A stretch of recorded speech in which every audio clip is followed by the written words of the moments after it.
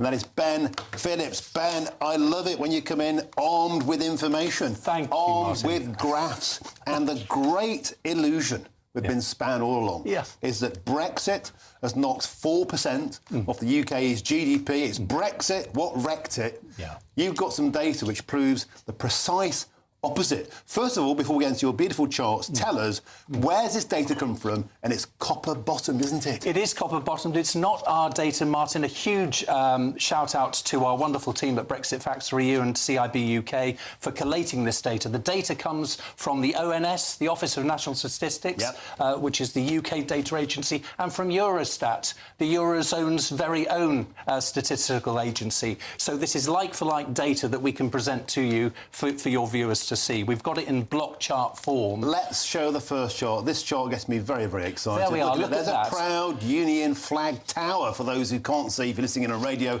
This is a block chart there of 4 different nations, and this is their relative GDP, I believe, since Brexit. Ben, over to you. There we are. Well, this is the data from 2016 to 2025, the second quarter of 2025. We were told that Britain would be a laggard because it's outside the European Union. Nothing could be further from the truth. The UK leads the pack at a healthy 12%. Look at that. France at 11.5, Italy at 9.5, and look at Germany down there at 5.6%. Supposedly the strongest economy in the European Union, and the UK's GDP is more than twice that.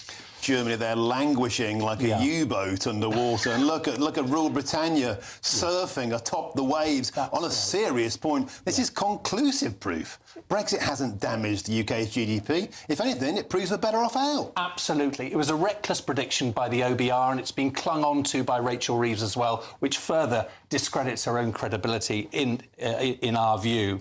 And I think we've got a second chart, haven't we, Martin? This is the equivalent chart, but over a timeline. So along the bottom of the axis there, it starts at Q2 of 2016 all the way along to the second quarter of 2025. And again, you can see the UK comfortably competing with its principal EU neighbours. There's a huge crater, as you can see, as a result of COVID. That's the elephant in the room that the establishment never talk about. And then the UK comfortably reasserts its economic growth and ends up heading the pack, as you say, by the end of the second quarter of 2025. And it's just worth reiterating that. For those who can't see, there are 4 lines on this chart. One is in red, that's the United Kingdom. That's at the top. The second is France in second position. That's in blue. Italy in pink, languishing in third. Look at that, sinking like a torpedo to the bottom of the channel. Germany in fourth. Germany always held up as the economic power.